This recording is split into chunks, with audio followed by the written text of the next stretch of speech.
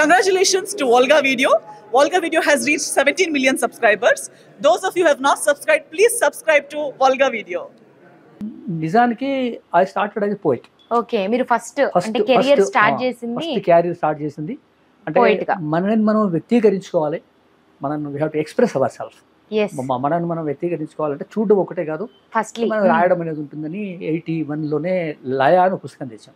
Okay, దానిలో అలిశెట్టి ప్రభాకర్, నేను, ఇంకొక 4 మిత్రులు కలిపి ఒక పుస్తకం చేసాం, చిన్న కవితలు.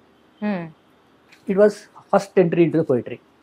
ఆ తర్వాత సినిమాకి లేవు, సినిమాల మీద ఫస్ట్ బుక్ వచ్చి నవ్య చిత్ర వైతాళికుడు. ఓకే, మీ first book on cinema. Okay, on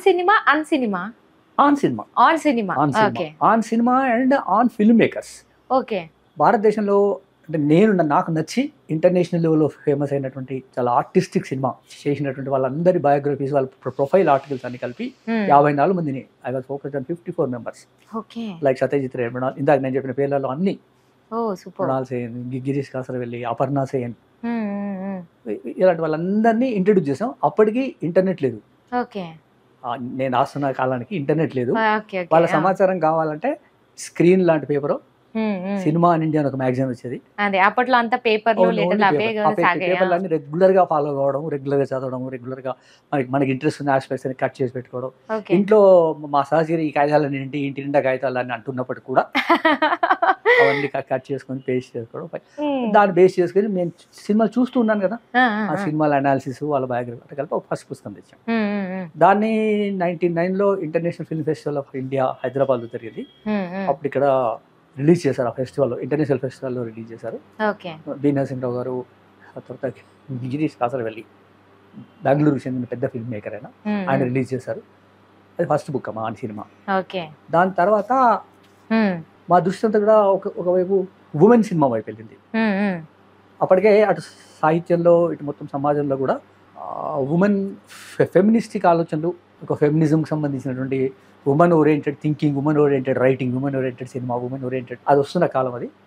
ఆ క్రమంలో భాగంగా ఉమెన్ యాజ్ ఎ పోర్ట్రైట్, మామూలుగా ప్రొటగనిస్ట్, ముఖ్యాభినేత అంటాం. ఒక సినిమాలో ఉమెన్ ప్రొటగనిస్ట్గా ఉంది అంటే స్త్రీ ప్రధాన పాత్రగా ఉన్న సినిమాల్ని సెలెక్ట్ చేసుకొని వాటన్నిటి మీద పుస్తకం రాశాను. అది 90లో వచ్చింది. ఆ సినిమాని ఢిల్లీ ఇంటర్నేషనల్ ఫెస్టివల్లో విశ్వనాథ్ గారు రిలీజ్ చేశారు, కే విశ్వనాథ్ గారు రిలీజ్ చేశారు. అది only on women, just like Bhumika, Daasi అలాంటి ఉమెన్ ఓరియంటెడ్ సినిమాలన్నీ అట్లా సినిమాకి సంబంధించిన రైటింగ్స్ మొదలైనాయి.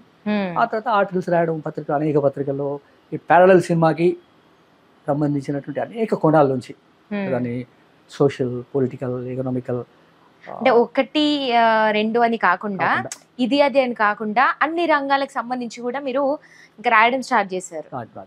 రాస్తూ వచ్చిన ఆ క్రమంలోనే 24 ఫ్రేమ్స్ అనే పుస్తకం, అలాంటి పుస్తకాలన్నీ రాసాం సినిమా మీదనే, ఓన్లీ సినిమా.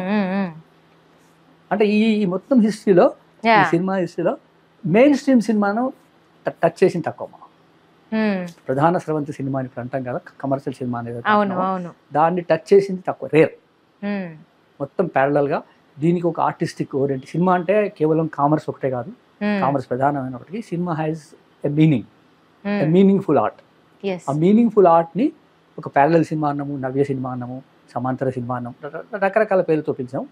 ఇవన్నీ కూడా ఒక అర్థవంతమైన ఒక హ్యూమన్ ఎలిమెంట్ని, ఒక హ్యూమన్ అనాలిసిస్ని, ఒక హ్యూమన్ లైఫ్ని పోర్ట్రేట్ చేసిన సినిమాలు కనుక వాటి మీదనే రాస్తూ వచ్చాము, అవే చూస్తూ వచ్చాం, వాటిని ప్రమోట్ చేస్తూ వచ్చాం. ఆ క్రమంలో భాగంగానే కరీంనగర్లో ఫిలిం సొసైటీ కోసం ఒక 200 సీట్ కెపాసిటీ ఫిల్మ్ భవన్ ఒక హాల్ కట్టించాం. మీరే స్వయంగా, అంటే డబ్బులు మాయి కాదు, అందరినీ ఆర్గనైజ్ చేసి నిలబెట్టి. అప్పుడు ఒక పార్సారథి గారు కలెక్టర్ ఉండేవాడు. ఆయనకి ఎందుకు నేను నచ్చాను, నాకు ఆయన నచ్చాడు, ఇద్దరికి మధ్య ఒక అండర్స్టాండింగ్ కుదిరింది.